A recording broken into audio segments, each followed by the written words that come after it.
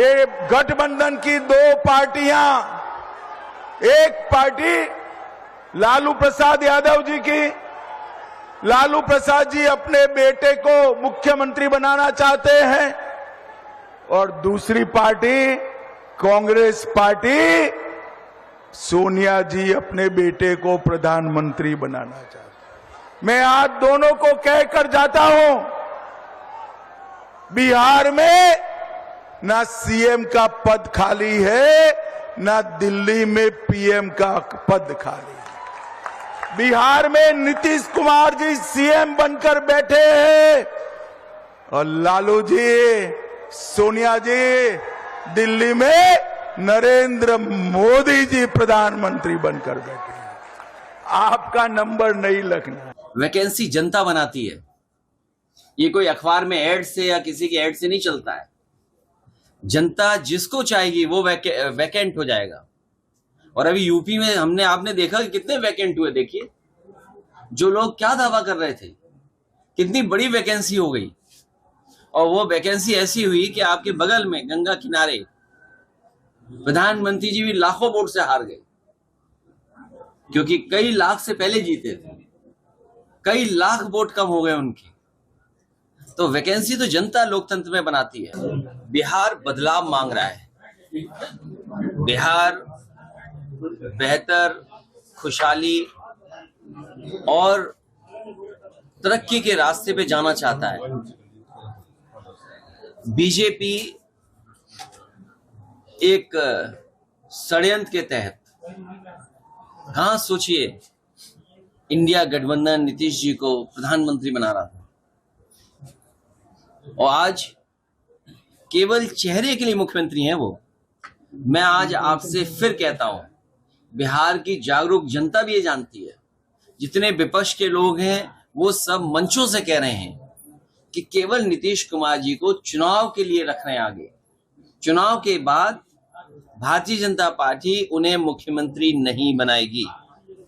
और आप पूछ भी सकते हैं किस आधार पे ये बात कह रहे हैं आप। सर, आपने महाराष्ट्र में क्या हुआ, अखिलेश जी, महाराष्ट्र में क्या हुआ, और दूसरे प्रदेशों में भी हुआ। जिनके नाम पर जीते उन्हें वो मुख्यमंत्री नहीं बने। मध्य प्रदेश में मुख्यमंत्री कोई और बना। तो भारतीय जनता पार्टी केवल उनको सामने रख रही है। और वो बीजेपी के दूल्हा जरूर हैं, लेकिन वो केवल चुनावी दूल्हा हैं, पद के लिए दूल्हा नहीं है वो। ये आप भी सब जानते हो। कल सोचो क्या कहा कि हमारे देश के प्रधानमंत्री किलर हैं, किलर हैं। सोचिए, क्या आप कल्पना कर सकते हैं कि एक अमेरिका आपसे का मजाक उड़ा रहा हो, जैसे हम ये कहें ये कैब में किलर लग रहे हैं।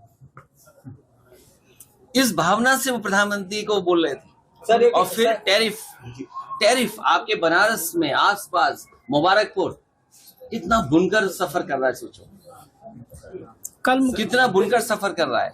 आपके टैरिफ लग रहे हैं। टैरिफ लगने का मतलब क्या हुआ, आपकी अर्थव्यवस्था चौपट हो रही है। वो अपनी अर्थव्यवस्था को आगे बढ़ा रहे हैं। चीन से समझौता कर रहा अमेरिका। मैंने पढ़ा नहीं क्या बातचीत हुई, क्या समझौते हुए। और जो देश आपकी जमीन छीन रहा है, गाजीपुर में अगर आप जाओ, पूरा आंकड़े निकाल के देखो, 1 इंच की जमीन पर सर फूट जाता है। लोग मर्डर कर देते एक दूसरे का। खेती को लेकर के 1 इंच जमीन इधर उधर हो जाए मेड़ की तो झगड़ा हो जाता है। वो अलग बात है कि अंग्रेज आया, जमीन बांटता चला गया, लेकिन यहीं पर उसकी यादगार है। सर कल और चीन ने हमारी कितनी जमीन कम छीन ली।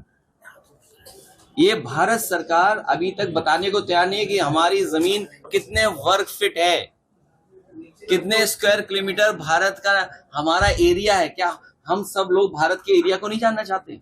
ये एरिया पे बात नहीं कर रहे हैं। ये डीजल महंगा उस पर बात नहीं कर रहे हैं। बताओ खाद कहाँ मिल रही, डीएपी कहाँ मिल रही, बताइए आप। किसी दुकान में मिल रही है? किसी क्या कारण है कि डीएपी खाद नहीं है, बताइए। किसान लाइन में लगा है, कई जगह जान गई किसानों की, लाइन में गई। धान बताओ क्या खरीद गया। बिहार दूर नहीं है यहाँ से। खाद बताइए और धान क्या रेट मिल रहा है धान किसान को। जो एक्सप्रेसवे समाजवादियों ने बनाया था, इसके किनारे मंडी बननी थी, हमारे गाजीपुर के किसान खुशहाल हो जाते हैं, मंडी बनती है, कीमत मिलती है अगर पैदावार की, सब्जियों की, अनाज की, लेकिन मंडी नहीं बनी।